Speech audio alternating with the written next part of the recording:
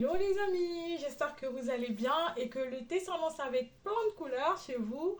Aujourd'hui, nous allons discuter d'un sujet qui a fait peut-être un peu couler d'encre, surtout très fâcheux dans les PME, dans les startups en pleine croissance. Oui, vous l'avez deviné, il s'agit de la transformation infrastructure. Un sujet un peu casse-tête et parfois qui fait cramer beaucoup de budget. Ça fait peut-être 2 ans, 3 ans que vous avez commencé votre transformation digitale avec plein de projets d'intégration, de déploiement, de mise en conformité et beaucoup de projets d'obsolescence à ne point en finir. Vos équipes sont quasiment épuisées, au bout de leur nerf, beaucoup de frais, beaucoup d'argent qui sont cramés. Et votre entreprise n'a toujours pas l'infrastructure de ses rêves. Et oui, vous avez les équipes business qui sont quasiment presque au bout des nerfs, qui ne comprennent plus rien dans cette construction qui ne se termine jamais. Vos clients qui ont du mal et qui ne supportent plus la énième incident de disponibilité de vos plateformes et de vos services.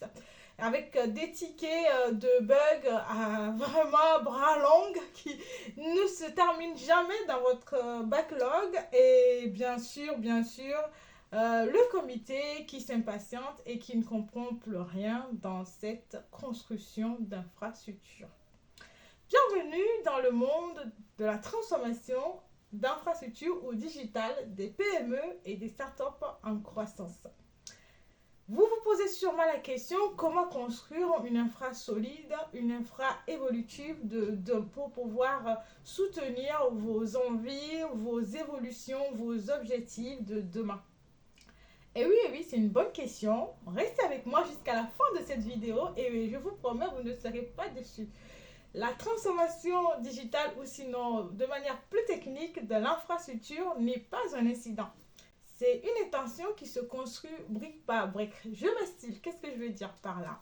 Oui, il y a des étapes et des bases que vous devez absolument construire, sinon ça ne va pas être facile, en tout cas le parcours de la construction de cette infra de rêve que vous souhaitez tant et qui pourrait vous aider à servir plus de clients, avoir une croissance, pourquoi pas plus de 10% et pouvoir aller chercher de nouvelles activités, de nouveaux clients, bien sûr. Et c'est de ça qu'on va parler. Donc, vous allez me demander, bien sûr, tu as peut-être raison, on a des choses à faire, on a des efforts à fournir, mais par où commencer? Je vais vous dire, ne vous inquiétez pas. La première étape, c'est d'abord avoir une vision d'infrastructure. Qu'est-ce que j'appelle par une vision d'infrastructure? Savoir à quoi vous voulez que votre infrastructure ressemble dans 5 ans, dans 3 ans, dans 10 ans. Pourquoi pas? Plus la vision elle est à long terme, plus ça vous laisse le temps de bien le construire brique par brique et pierre par pierre et de manière très bien élaborée. Je prends un exemple. Si vous êtes, on va prendre 2 exemples basiques. Prenons l'exemple d'une entreprise e-commerce qui a développé une application, on va dire, pour gérer son stock de clients et qui est présent en France ou à Paris et qui a l'intention ou sinon la prétention de pouvoir se développer en Allemagne, en Italie, pourquoi pas en Amérique, en Asie bien sûr. Il ne va pas se poser la question est-ce que je dois, il ne va pas peut-être se poser la question est-ce que je dois avoir juste un serveur qui me permet de pouvoir commencer mon application, de pouvoir le développer et de pouvoir l'utiliser à Paris et basta. Et ensuite, je pourrais migrer, déployer au bon moment. Non, c'est pas la bonne question, les amis. Il faut pas construire des. C'est vrai qu'on a là cette intention de vouloir, cette intention de vouloir construire l'infra pour répondre aux besoins d'aujourd'hui, mais c'est surtout l'erreur à ne pas faire. Il va plutôt se poser la question pourquoi j'irai prendre un développeur qui va me développer une application sur un serveur peut-être installé sur son ordinateur et qui va être limité en termes de mémoire, en termes de processeur, au lieu de plutôt développer une application et penser à le déployer dans le cloud. Et ensuite, quand j'aurai besoin d'un serveur qui va être utile pour mes clients qui doivent l'accéder depuis l'Allemagne, qui puissent le scaler, l'application, et le développer et le déployer sur ce serveur en Allemagne. Pareil pour l'Amérique, pareil pour l'Asie.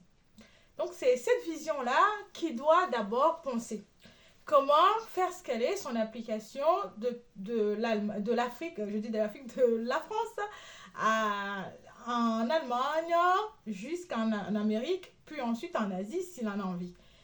Donc cela lui permettra de ne pas aller juste prendre un développeur qui va développer une application sur son ordinateur ou en interne, et au moment venu, quand il faut le basculer dans le cloud, ça va être vraiment tiré par les cheveux et par les épingles dans tous les sens, et des projets de migration et de déploiement d'intégration qui aura du mal à supporter à long terme, et qui va également aussi impacter l'expérience utilisateur et peut-être même créer des arrêts de service ou des bugs de fonctionnalité qui va avoir du mal à corriger. En tout cas, sans laisser essuyer beaucoup de plâtre. Donc, c'est comme ça qu'il faut le penser, les amis. Et prenons par exemple l'exemple d'une école qui veut développer une nouvelle application pour gérer la notation de ses étudiants. La première chose pour cette école qui veut mettre en place une infrastructure qui lui permet de pouvoir mettre en place des applications pour gérer au premier abord, on va dire en premier lieu la notation, après ça sera peut-être l'inscription, après ça sera mettre à disposition en ligne ses cours. C'est qu'il va devoir voir son école, c'est combien d'écoles, on parle de combien d'écoles, on parle de combien de sites, si c'est une école qui est juste en France et qui n'a pas d'autres écoles dans plusieurs villes et c'est basé juste à Paris, il aura juste besoin d'un serveur, un petit serveur qui lui permettra de pouvoir héberger son application dessus et le faire tourner. Donc il n'a pas forcément besoin de déployer son application dans le cloud. Il peut peut-être se contenter d'un serverless s'il n'a pas envie de mettre en place toute l'infrastructure et de juste faire tourner son application. Donc c'est comme ça qu'il va pouvoir identifier la vision d'infrastructure qu'il lui faut en fonction de ses besoins, en fonction de son expansion business. Voilà un peu l'explication, ou sinon les différentes questions qu'il faut poser pour mettre en place sa vision d'infrastructure. Une fois qu'on a bien coché cette case et qu'on a fait le job, la deuxième question qui convient et qui, bien évidemment, va se faire, en tout cas, vous n'allez pas pouvoir y échapper, qui sera posée sur la tête par rapport à votre projet de construction d'infrastructure, c'est que comment vous allez piloter ces nombreux projets d'intégration de déploiement. Il va falloir savoir comment bien allouer ces ressources. Quand je parle de ressources, comment dire qu'aujourd'hui, je veux que la moitié de mon budget soit consacrée à déployer tel nombre de serveurs pour répondre à tel nombre de clients. Et aussi, par rapport à ces équipes, quand j'ai une application d'authentification qui est plus critique et indispensable pour les autres, peut-être microservices, je dois pouvoir mettre en place peut-être 2 ou 3 d'ingénieurs pour pouvoir s'occuper par exemple de cette application, contrairement à une application qui va juste faire peut-être le compte rendu ou envoyer des reportings aux clients. Je vais voir, il faut savoir, c'est-à-dire allouer en fonction de son équipe les ressources nécessaires et prioriser bien sûr les projets qui ont le plus besoin de ressources et qui apportent plus de valeur ajoutée dans votre business. Donc c'est un peu ce qu'on appelle le pilotage stratégique, qui peut être assuré avec des outils bien sûr. Aujourd'hui on a plein d'outils de projets qui sont très très bien construits, qui vous permettent de pouvoir savoir sur tel projet j'ai tel nombre on va dire, de ressources allouées et tel nombre de membres d'équipe qui travaillent là-dessus et pour telle durée. Et en fonction de ça, vous allez pouvoir définir les priorités par rapport à ce que vous voulez comme infrastructure. Si par exemple pour vous, le service authentification est plus, on va dire, urgent et prioritaire, vous allez mettre plus de ressources là-dessus et vous allez allouer une partie de vos équipes là-dessus que de mettre peut-être trois ingénieurs sur une plateforme que beaucoup de vos clients n'utilisent pas et un ingénieur sur l'authentification, une plateforme qui est très critique pour vous. Donc c'est à ça que sert le pilotage stratégique, on va dire la deuxième étape dans l'élaboration ou l'implémentation de la transformation de son infrastructure. Donc, une fois que vous maîtrisez cette étape, vous allez sûrement poser la troisième plutôt question vitale qui va en suivre, l'architecture. Oui. Oui, au lieu d'opter pour une architecture évolutive, une architecture flexible avec une technologie qui avance très très rapidement et une technologie qui n'arrête pas d'évoluer, vous n'avez pas le choix, vous n'avez plus l'option de l'architecture monolithique. Qu'est-ce que j'appelle l'architecture monolithique? C'est une architecture dans laquelle vous avez chacun à son système, chaque outil a son système d'exploitation ou peut-être sa base de données qu'il utilise. Et peut-être on va dire l'application A utilise la base de données MSQL, l'application B utilise la base de données Postgres, l'application C utilise la base de données MongoDB et tourne sur Linux, l'application A tourne sur Windows, l'application B tourne sur un autre système d'exploitation et en fin de compte, ils n'arrivent pas à dialoguer entre eux, ils n'arrivent pas à échanger les données entre eux et vous perdez un temps fou à orchestrer tout cela et à administrer tout cela. Il n'y a plus besoin on va dire, vous n'avez plus besoin de vous tirer des balles dans les pieds avec une architecture monolithique. Il faut penser à mettre en place une architecture microservice modulaire. Oui, oui, oui, les amis, quand vous êtes face à une technologie, disons-le comme l'IA, vous n'avez pas le choix que de passer à une architecture microservice parce que ça vous permet de pouvoir apporter de la valeur dans votre infrastructure à chaque nouveau brique que vous allez ajouter, d'apporter de la valeur et de pouvoir l'enlever si par exemple vous n'avez plus besoin de ce module-là pour avancer dans vos services ou dans vos produits que vous êtes en train de mettre à disposition pour vos clients. Ça vous laisse une grande flexibilité, une grande agilité de pouvoir évoluer dans le temps sans forcément être contraint ou on va dire séquestré par un producteur, un fournisseur, une technologie donnée. Donc, une fois que vous avez aussi réglé ce problème d'architecture, vous avez forcément on va dire le quatrième point qui va aussi se pointer, qui va mettre un peu de temps, mais qui va se pointer avec le temps quand vous allez mettre en place des technologies, des architectures. Il va falloir avoir une équipe derrière qui s'y connaît, qui peut implémenter tout cela et surtout qui peut le maintenir, le faire évoluer dans le temps.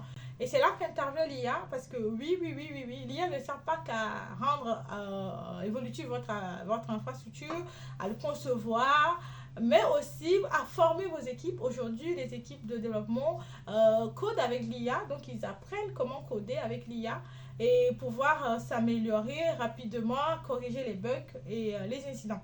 Vous avez aussi les équipes de data qui apprennent aujourd'hui la sécurité à travers l'IA. Donc, vous avez plutôt intérêt à former vos équipes en s'appuyant sur l'IA s'il y a des domaines que vous ne maîtrisez pas forcément ou que vous ne pouvez pas mettre à disposition toutes les formations auprès de vos équipes. N'hésitez pas à vous appuyer sur l'IA, à vous appuyer sur vos fournisseurs parce que sans l'humain, peu importe les belles idées, les belles pensées que vous avez, vous allez avoir du mal à l'implémenter et à le faire évoluer dans le temps si vous n'avez pas une équipe qui a les compétences qu'il faut et les appétences qu'il faut pour le faire. Donc, je vais un peu résumer quelles sont les différentes étapes pour réussir sa transformation d'infrastructure et digitale par ricochet. La première étape, c'est d'abord avoir une vision de l'infrastructure dont on aura besoin en fonction de ses besoins d'entreprise, de business.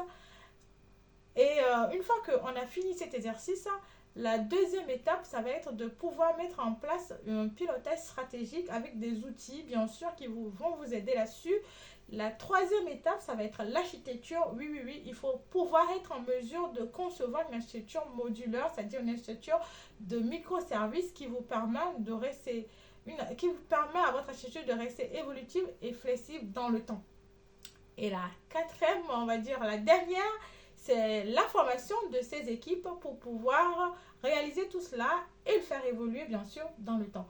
Et pour donner des exemples concrets, je pense que vous avez déjà fait l'expérience pour ceux qui ont déjà travaillé sur les microservices. Vous allez voir que par exemple, s'il y a une application qui vous parle le plus, c'est Netflix. Aujourd'hui, Netflix peut lancer n'importe quelle fonctionnalité sans forcément impacter la qualité de service de ses autres services et sans créer un arrêt de service. Parce qu'il a construit son architecture comme des microservices. Pareil pour les grands opérateurs. Aujourd'hui, vous allez voir chez les grands opérateurs, il y a des services pour tel type de client, des services pour tel type par exemple, pour les clients particuliers, ils ont une architecture donnée. Pour les clients grands comptes, ils ont une architecture donnée. Pour les clients moyens, c'est-à-dire PME, start-up, ils ont une architecture donnée également pour délivrer ce service-là. Donc, c'est comme ça que vous devez aussi fonctionner en tant que PME et start-up en pleine conscience pour pouvoir réussir ce défi qui est un défi vraiment très, très dur, mais n'est pas impossible si on se donne les moyens, les amis. Je rappelle aussi que nous continuons toujours le pilote de mise en place des agents ceux qui aimeraient se faire aider par les agents IA pour mieux, on va dire, manager, orchestrer leur infrastructure, surtout au sein du cloud, AWS bien sûr. Pour commencer, n'hésitez pas, si vous êtes au Kenya, à me contacter pour faire partir de cette liste d'entreprises, de PME, de start-up qui ont envie de tester ces agents sur leur infrastructure et voir ce que ça peut leur apporter comme valeur ajoutée dans la gestion, le pilotage de leur patrimoine informatique. Ça sera un plaisir de collaborer avec vous. Et pour ceux qui se demandent quels sont les outils qui peuvent aider leur équipe à déjà commencer par intégrer l'IA dans les projets technologiques qu'ils sont en train d'implémenter, d'orchestrer, j'ai une formation disponible sur Udemy qui est très, très, très abordable en termes de prix, qui vous permettra déjà de pouvoir former vos équipes sur comment intégrer l'IA dans la gestion de vos ressources, de la mise en place de vos documents et comment mettre en place des agents qui vont aussi assurer la sécurité de votre patrimoine informatique. Ça sera un plaisir de vous aider si vous avez des questions, des demandes spéciales.